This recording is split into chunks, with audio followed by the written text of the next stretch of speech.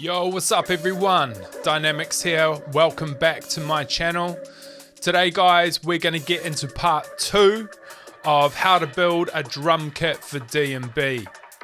Now, if you missed part 1, I'll put it up there. What we're going to get into is some post-processing. I'm going to show you a method to get towards the end result. Before we crack on, make sure that you like, subscribe, and hit the notification button for new videos from me. But other than that, let's make some DnB. Okay, so the first thing that we're going to do is a little bit of housekeeping.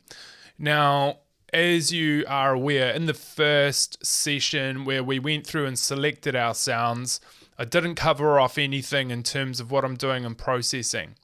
So the first thing that you're going to want to do when you load up your kit and you're happy with your sound selection is a little bit of housekeeping. Now what you're going to do is you're going to grab an EQ or a filter of some kind that is able to do a high pass filter or a low cut, depending on the terminology. So what you do is you select that and you go through every single one of your sounds, and you'll see as I'm selecting through, I'm just trimming out. Now, one thing, for example, just to let you see what I'm talking about, if we look at the snare drum, you can see here, if I switch it off, there's a whole lot of low-end information down here. This is stuff that we don't need. It's generally not going to be audible to you depending on your monitoring system. In my studio I have a sub, so I quite often pick up on rumble, which is really helpful for picking these things out in case you miss it. But for the sake of being studious with your approach, just as a real quick process, go through every single one of your sounds and cut out any low-end information you don't need. Like you'll see here, for example, this hi-hat. We've got, you know, a lot of low-end information down here. I remember when I chucked this into my studio, I could hear it all. It was like, wow, there's heaps of stuff. So go through.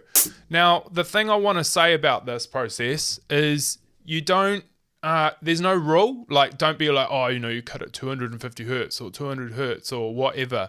Just use your ears, cut out the low end that's not there, but so you still perceive what was authentically the original sound. Conversely, don't cut too much. What happens is when you cut too much, you get a really unnatural sound. So, you know, avoid cutting out too much of the sound because you still want to keep all that information that sounds natural, because when you build the breakup, they kind of actually build up quite a lot of a meat and a fullness within the break. So don't cut too much. All right.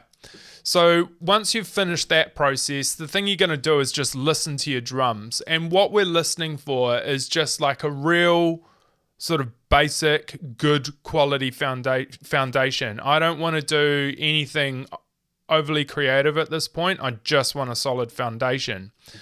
So what I did was when I got the break running, I listened with my ears and I listened for what could be enhanced without too much alteration before I get into the creative side.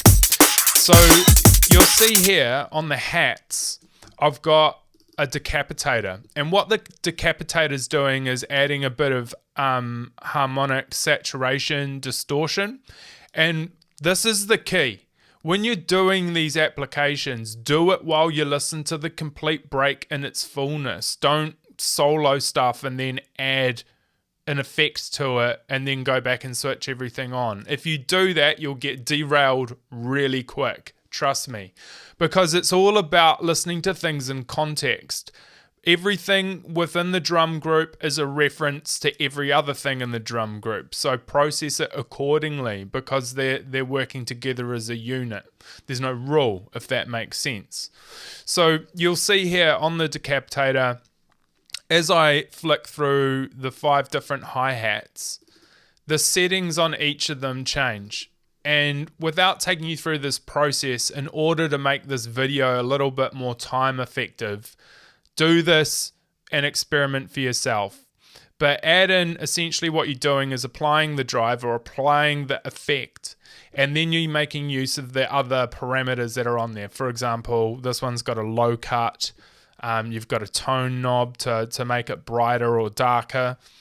Then you've got your output. So, often when you're applying drive, it can increase the amplitude of the sound. So, bring that output down. And then what I did was I would apply the mix, the wet-dry mix. So I was just blending it in and then bypassing and hearing the altered difference, but without altering the sound. And this is a really good way to get perceived loudness without actually adding loudness. So I'll play you the break, and what I'll do is I'll bypass the decapitator on all the hi-hats, and you'll be able to hear the difference. With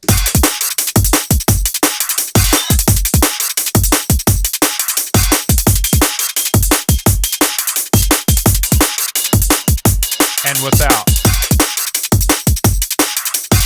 With, without, with, without, with, without. So I'm sure you guys, if you're listening on some decent monitors, on some good headphones, you would have been able to hear that difference. It's subtle, but it's significant in what it does. Okay, the other thing which I did as a foundational thing was with my rides. So when you look at the rides, obviously I took you guys through what I was doing in terms of how I was cutting them up and using a call and response. But let's talk about the processing. So all I've done with it is I've applied a little bit of compression. And I applied compression because the transient was coming through, but the tail end of it was a little bit under in the mix compared to the other elements. So I just use a bit of compression to balance out the overall volume. And then what I did was I added in a reverb. And the reverb that I used was Black Hole by Eventide. I absolutely love this reverb. It can do otherworldly spaces. But used in a certain context and manner, this thing is really, really nice.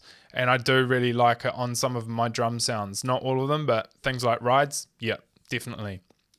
So what this is doing is essentially creating a foundation with the rides for depth. So we're creating space.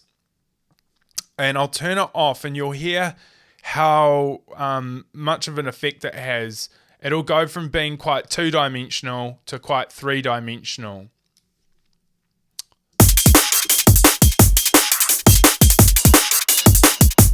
Without.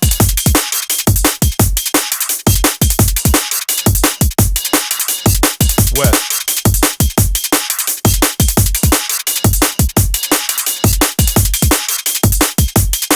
And without. So you can see that it quite quickly creates a sense of depth. Now I understand that some of you might be judging the drums right now. Remember that this is just the base layer. We're not even getting into the nitty-gritty of it just yet. But we want some point markers when we're building our drums to kind of give us a little bit of a reference to guide us going forward. Rides are obviously going to be traditionally inside of a room when a drummer plays it, and you can hear the space of those cymbals moving around the room. So it's also a really good way of tricking us into thinking that there's a whole lot more space around the drums that we're listening to just from that one effect on that one group of cymbals, even though the rest of them are quite dry. When we take it off, we can hear it all sounding very dry and very two-dimensional and very flat and up front. So what we're going to do next is we're going to take every single one of these sounds that we've got with this basic processing, and we're going to render it. We're going to render it down. Now, if you're using something like Ableton, I think they call it freeze on this. And here we're just going to convert to audio. We're going to render it. So it's going to apply and bake in the effects to the sound. Before I do that though, one thing I do want to show you is that pretty much every single sound, minus the tambourine and the kick drum and the perks, are in stereo, all the rest are in mono. The reason I kept stereo on these 3 other sounds, the kick drum had a natural amount of room around it in the sample and it wasn't doing anything silly with phase, so I just kept it as it is. But the rest we're going to collapse down to mono, and then we're going to add stereo to our drums as we see fit later on. So when we are baking down our things, we go transform to rendered audio in Studio One, or you do freeze in Ableton or whatever it is inside of your DAW of choice, and we're just going to process that. So I'll go through, process that, and then we'll come back. Okay, so we've rendered down these tracks to audio. As you can see now on my mixer, there is no effects on any of the drum group. So the next thing I'm going to do is go through all the samples here that I've got that are in mono. You see this little circle here. It was originally in mono. I've processed it. It's now processed down to mono. I'm going to bring it back into stereo. That way, any stereo effects will work in stereo. If I keep it as a mono channel, it'll make all the processing still come through in mono. Okay, now if we're listening to our break, we're going to think about what we want to do. And really, the world is our oyster. We can do a lot of things. But for the sake of giving you guys some kind of process to potentially follow, let's break this down into a kind of method. So the first thing that we want to do is get our kick drums, and we're going to create a bus for that. We're going to create a bus for our snare drum, and we're going to create a bus for the hi-hats, and we'll do one for our percussion, and then we'll do one for our rides. So now if we look at the buses, we can see that the different drum groups are processing through it. So we've got our kick bus, snare bus, hi-hat bus, perc bus, and our ride bus. And then what we'll do is we'll take all of those sub buses of all the different elements, and we're going to create a bus for that. So we're going to call this drum bus. So we've now got all of those things channeling through to a bus. We're not necessarily going to do anything to that just yet, but we've got that all set up, so that gives us a great starting point. The next thing we're going to do is we're going to think about some effects, some space. So what I'm going to actually do is start with these hi-hats, and I'm going to start to build some space around it. So what we're going to do is we're going to add an effects channel, and because I've multi-selected this, I hit the plus icon, set that, and now we've got hi-hats. So I'm going to call this one hi-hat room. Okay, and then what we can do is we can tell this to go to a certain place. So at the moment, the main output for the hi-hat room is the master output, the main output. I'm going to send it to my hi-hat bus. So that means any send effects from the hi-hats are going into this auxiliary, but they're feeding back down to the hi-hat bus, where all of these are also channeling to. So we're sort of splitting them off, but it gives us the ability to maintain the original signal, and it lets us apply effects over them globally, which is also going to help to reduce processing power if you've got a PC that can't handle having a whole lot of stuff thrown at it. Okay, so the first thing we'll do is we'll pick out a reverb. Let's maybe just go for a plate reverb, and when we look at the mixer and we look at our sends, they send through essentially like 6 dB, roughly, give or take. So we're going to reduce our output on that auxiliary master by 6 dB as well.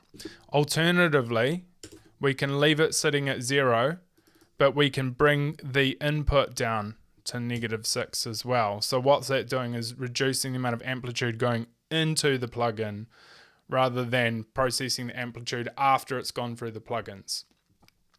Okay, so I'm just going to go back to 0. I'm just going to bring this down to -6, and let's start doing this process. Going to add some drive, and I'm going to bring the decay time down, and the width, bring the wet all the way up.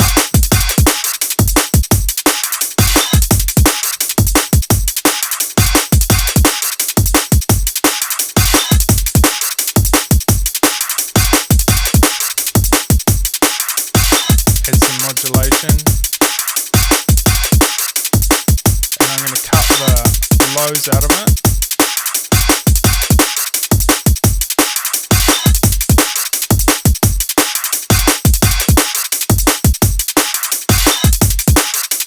Maybe about 500 hertz, and I'm just going to add a little bit more to the top.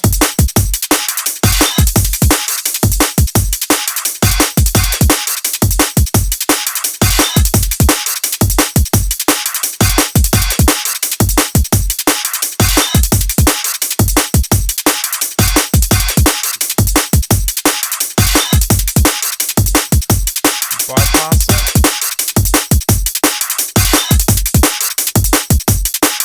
On.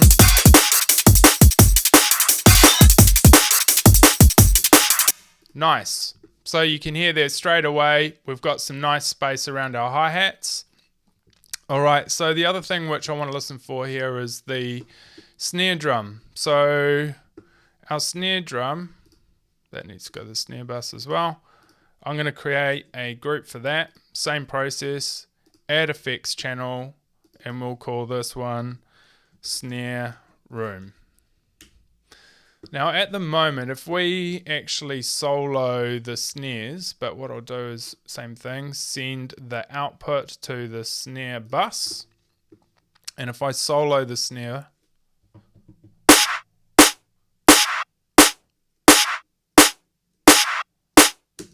so yeah, like a little bit of space around that snare might be nice. Nothing crazy, but just to add a bit more depth to our drums. So let's use a different reverb. Let's go with the Fab Filter Pro R. And it's on the default setting. And what we are going to do in this instance is we are going to listen to the snare in solo because we want to be able to hear the tail. Then we'll bring in the drums and we'll start listening to it again all together.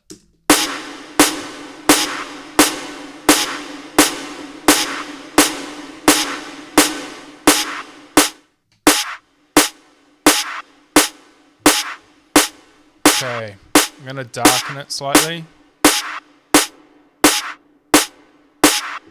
I'm going to low cut it.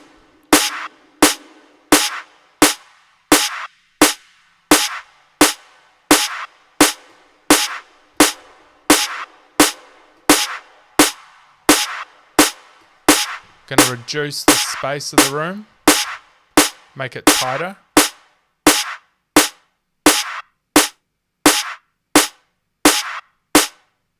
Maybe about there. Increase the decay. And then we'll just tighten it up.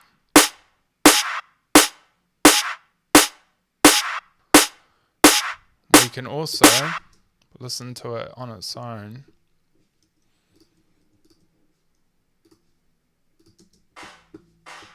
And we'll have a look under the analyzer and we'll see how much stereo spread we've got. And it's quite wide in the antiphase, so I might just narrow it up a bit.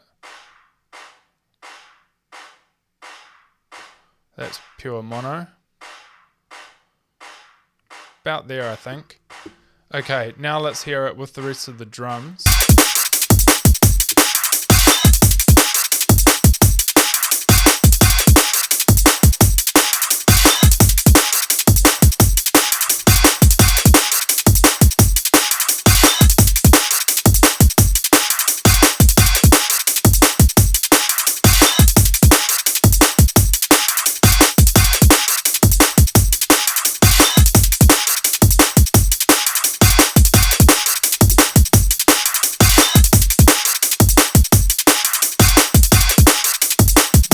open up the space again a bit more, add a bit more width again. Yeah, it's sounding a bit. Check in mono.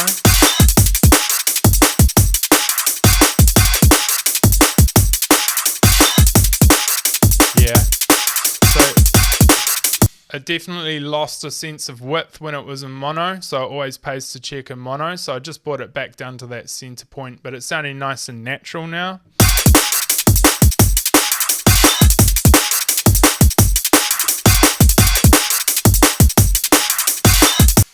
Now, you generally aren't going to need kick reverb, but sometimes you might. It depends on the tune that you're working on. But for the sake of demonstrating it, let's just quickly make a kick room. And in the Pro R, there is a really good preset in the small rooms called Drum Room Tight and Fat. And it can sound real good on a whole drum group if you're putting it through an auxiliary, and sometimes it's just quite nice on an individual channel as well. So let's send that through to our kick bass.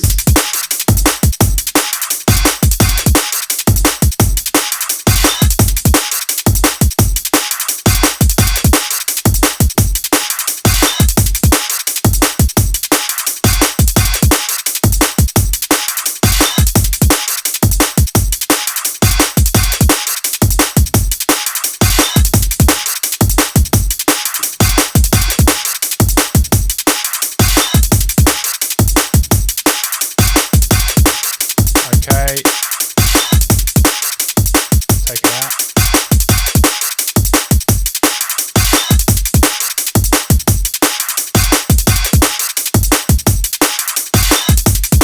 Sounds quite nice, quite natural. What you can do is, if you don't like what you're getting in terms of any kind of low-end information with that, just add on an EQ underneath that reverb and then start trimming away.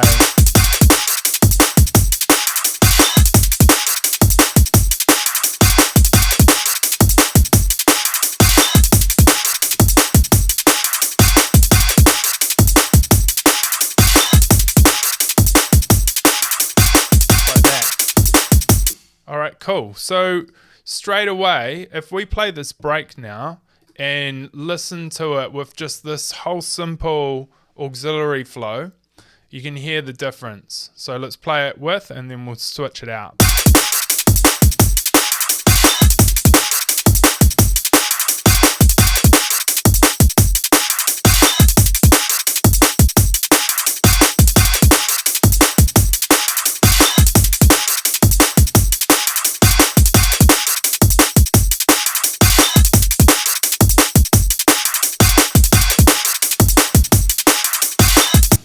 I know which one I like more. Let me know which one you prefer down in the comments.